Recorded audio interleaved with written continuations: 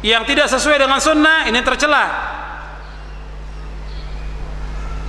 Kemudian dijelaskan oleh Ibnu Rajab Al-Hambali dalam kitabnya Jami'ul Ulumul Hikam, wa muradu Syafi'i rahimahullah ma dzakarna min qabl anna al-bid'atal madhmumah ma laysa la aslun min asy-syari'ah yurja'u ilaihi wa hiya al-bid'atu fi itlaqi syara' wa amma al-bid'atul mahmudatu fama wafaqa sunnah yani ma kana lahu aslun min as-sunnati yurja'u ilaihi wa inna ma hiya bid'atun lughatan la syar'an li muwafaqatiha li sunnah. Anda lihat penjelasan. Makanya ketika orang mengatakan bid'ah, Imam Syafi'i mengatakan bid'ah itu ada dua, nggak dijelaskan bagaimana maksudnya. Sekarang yang menjelaskan maksudnya ulama Al-Hafidh Ibnu Rajab Al-Hambali yang wafat tahun 795 Hijriah pada abad ke-8. Kata beliau begini dalam kitabnya Jami'ul Ulumul Hikam, yang dimaksud oleh Imam Syafi'i kami sudah sebutkan sebelumnya bahwa bid'ah yang tercela yaitu tidak ada asal dalam syariat, yaitu bid'ah menurut kemutlakan syariat. Adapun bid'ah yang mahmudah, yang terpuji, yaitu yang sesuai dengan sunnah, yang ada asalnya dalam syariat, yang ada asalnya dalam sunnah, yang bisa dikembalikan kepada sunnah itu. Ini bid'ah secara bahasa, bukan secara syariat. Ia bid'atun lughatan la syara'an. Bid'ah menurut bahasa. Seperti perkataan siapa? Perkataan Umar bin Khattab tadi. Bid'ah secara bahasa. Jadi yang dimaksud oleh Imam Syafi'i bahwa bid'ah itu ada yang madhmumah, ada yang mahmudah. Yang dimaksud dengan mahmudah yang mana? Yang dimaksud dengan mahmudah bid'ah secara bahasa, yang pada hakikatnya bukan bid'ah. Adapun yang madhmumah bid'ah secara mutlak menurut syariat. Jadi ini sering dijadikan dalil oleh orang, ini bid'ah. Syubhat yang lain yang sering dibawakan oleh mereka yang mengatakan bahwa bid'ah itu ada yang hasanah, seperti pengumpulan mushaf dengan satu mushaf. Ini pada hakikatnya bukan bid'ah hasanah. Kenapa? Nabi sudah memerintahkan untuk menulis mushaf, sudah menulis Al-Quran, diperintahkan oleh Nabi. Dan ini apakah diperintahkan secara terkumpul atau secara terpisah? Dijelaskan oleh Imam Ibnu Rajab.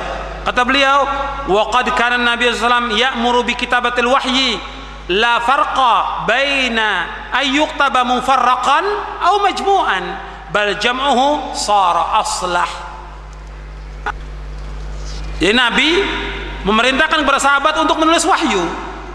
Tidak ada bedanya apakah ditulis secara terpisah di kertas, ataukah di pelepah kurma, atau di kulit, atau dikumpulkan jadi satu. Nggak ada bedanya. Nabi memerintahkan untuk ditulis. Sudah ada perintah Nabi untuk menulis wahyu. Bahkan mengumpulkannya, ini yang terbaik. Dan Allah sudah memberikan isyarat dalam Al-Quran, Alif Lam Mim Dzalikal Kitab. Alif Lam Mim Dzalikal Kitab, bahwa Al-Quran adalah kitab yang akan terkumpul dalam satu mushaf. Begitu juga Allah sebutkan dalam surah Al-Qiyamah, Inna alaina jam'ahu wa Qur'ana. Dan kami yang mengumpulkan Al-Quran dan juga bacaannya. Allah yang kumpulkan Al-Quran. Dan ini ijma' sahabat. Ijma' sahabat. Dan sahabat tidak akan berkumpul dalam kesesatan. Sahabat, innallaha la yajma'u hadhil ummati ala dhalalah. Sesungguhnya Allah tidak akan kumpulkan umat ini atas kesesatan. Enggak mungkin sahabat ijma' dalam kesesatan, tidak mungkin selama-lamanya. Jadi sahabat ijma' tentang pengumpulan Al-Quran, dan itu bukan bid'ah hasanah, bukan.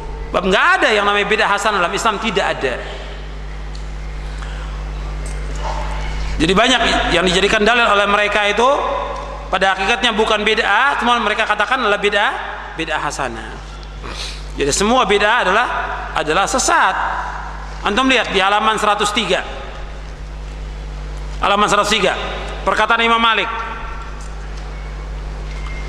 Man ibtada'a fil islami bid'atan yaraha hasanatan faqad za'ama anna Muhammadan sallallahu alaihi wasallam khana ar-risalah li'anna Allah yaqul al-yawma akmaltu lakum dinakum wa atmamtu 'alaikum ni'mati wa raditu lakum al-islam dina fama lam yakun yawma idzin dina fala yakunu al-yawma dina. Kata Imam Malik, barang siapa yang mengadakan suatu bid'ah dalam Islam yang ia pandang hal itu baik, yaitu bid'ah hasanah, maka sungguh dia telah menuduh Nabi Muhammad SAW mengkhianati risalah. Karena sungguhnya Allah Ta'ala telah berfirman, pada hari ini telah kusempurnakan agamamu dan aku telah cukupkan nikmatku atasmu dan aku ridho Islam menjadi agama bagimu. Maka sesuatu yang pada hari itu, pada masa beliau bukan ajaran agama, maka hari ini pun bukan ajaran agama.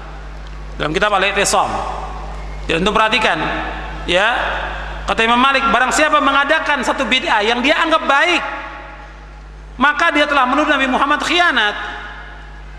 Kenapa menuduh Nabi Muhammad khianat? Karena dia menuduh Nabi Muhammad ada yang belum beliau sampaikan, padahal beliau sudah sampaikan semua kepada para sahabat, sampai beliau mengatakan ala hal ballaghtu pada waktu hajatul wada, apakah aku sampaikan semua tentang Islam kepada kalian? Sahabat menjawab, iya, engkau sudah sampaikan. Nabi mengatakan sampai menunjuk ke langit, Allahumma syahad, ya Allah saksikan, aku sudah sampaikan semuanya Islam ini kepada kalian. Semuanya disampaikan. Yang membawa manusia ke surga Nabi sudah jelaskan, yang membawa manusia ke neraka Nabi sudah jelaskan. Nggak ada satupun yang tertinggal, tidak ada. Semua Nabi jelaskan. Makanya ketika orang-orang musyrik mengatakan kepada Salman Al-Farisi, wahai Salman, apakah Nabi kalian mengajarkan kepada kalian segala sesuatu sampai tentang tata cara buang air? Kata Salman, ajal, iya, Nabi kami mengajarkan kepada kami segala sesuatu sampai tentang tata cara buang air. Kalau tentang buang air diajarkan oleh Rasulullah, nggak mungkin Nabi tidak mengajarkan tentang akidah, tentang tauhid, tentang bahaya syirik, tentang sunnah, tentang bahaya bid'ah, tentang bagaimana menempuh hidup ini supaya selamat dunia akhirat. Nggak mungkin Nabi nggak ajarkan kepada umat ini. Dan hadis ini sahih riwayat oleh Muslim. Jadi ikhwan fillah, azakumullah, dan kepada seluruh kaum muslimin dan muslimat, kita tidak boleh berbuat bid'ah. Tidak boleh. Tidak boleh menganggap satu ini baik menurut akal kita, menurut perasaan kita, enggak boleh. Islam ini sudah sempurna. Kewajiban kita untuk ittiba' kepada Rasulullah sallallahu alaihi wa ala alihi wasallam. Kemudian yang terakhir, yang kesembilan, wa kullu dhalalatin finnar. Di dalam hadis disebutkan kullu bid'atin dhalalah wa kullu dhalalatin finnar, dan setiap kesesatan tempatnya neraka. Di hadis ini, di hadis Irbad bin Sariyah, tidak ada kalimat wa kullu dhalalatin finnar, tidak ada. Tapi ini dari riwayat lain yang diriwayatkan oleh Imam An-Nasa'i dari sahabat Jabir bin Abdullah, bahwa Nabi bersabda wa kullu dhalalatin finnar, setiap kesesatan tempatnya neraka. Ini diriwayatkan oleh Imam An-Nasa'i dan sanadnya sahih, disahihkan oleh Syekh Al-Albani dalam kitabnya Sahih Sunan An-Nasa'i, dan juga disahihkan dalam kitabnya Hidayat Ruwat fi takhrij ahadits al-masabi wal mishkat.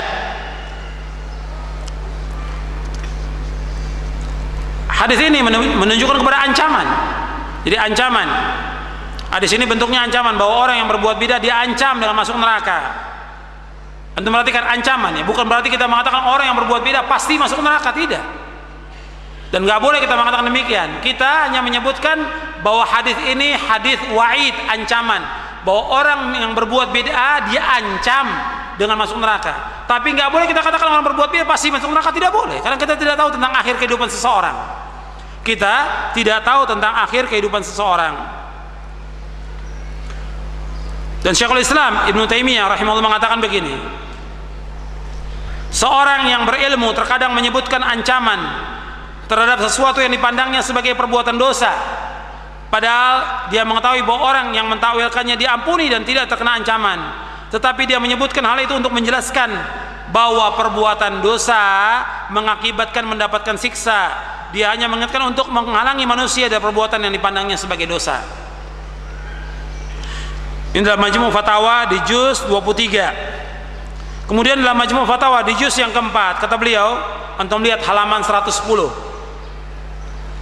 Nas-nas ancaman bentuknya umum, maka kita tidak menyatakan dengan